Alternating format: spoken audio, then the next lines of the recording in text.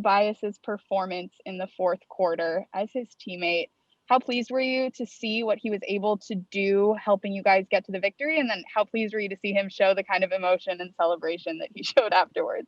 Yeah, it's huge. You know, it was rough going into halftime. You know, we were in the locker room. You know, we weren't happy with the way we were playing. We weren't moving the ball the way we wanted to.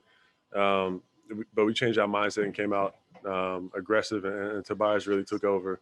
You know, got to his post game, hit a couple threes, and you know, gave us some energy. So you know, when we play as a team, you know, it's a different story. We look completely different.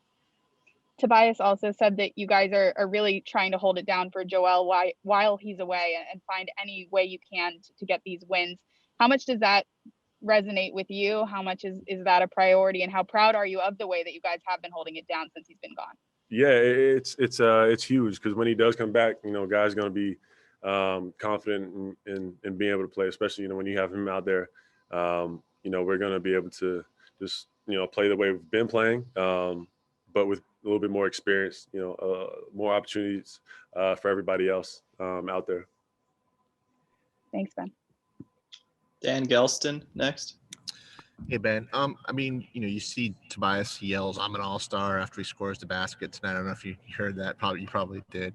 I mean, you know, you're around him. Was he really hurt, bothered by that snub? Yeah, Does he talk about it much, motivated as much? Yeah, he was pissed off. And, I mean, he should have been an all-star. You got a few guys on this, I mean, myself, Joel on this team, and then Tobias. I think people just take for granted, you know, how talented he is. You know, if he was on the team, like, I don't want to mention any team or take anything away from any other all-stars, but, you know, if he was on a different team, he's going to be putting up those numbers. It's clear he's able to do that.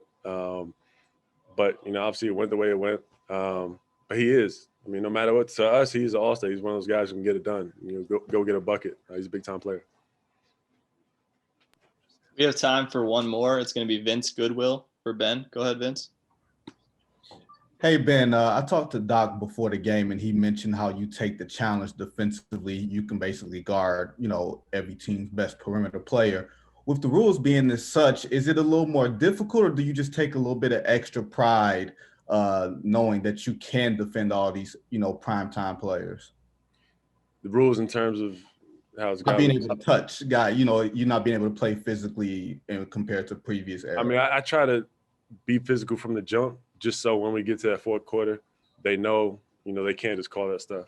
I mean, it's the NBA. It's no boys allowed. I feel like it definitely should be more physical.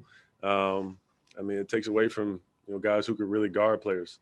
But it is what it is. But, you know, when the fourth quarter comes and they need me to guard somebody, you know, I love taking that challenge on, as you saw tonight.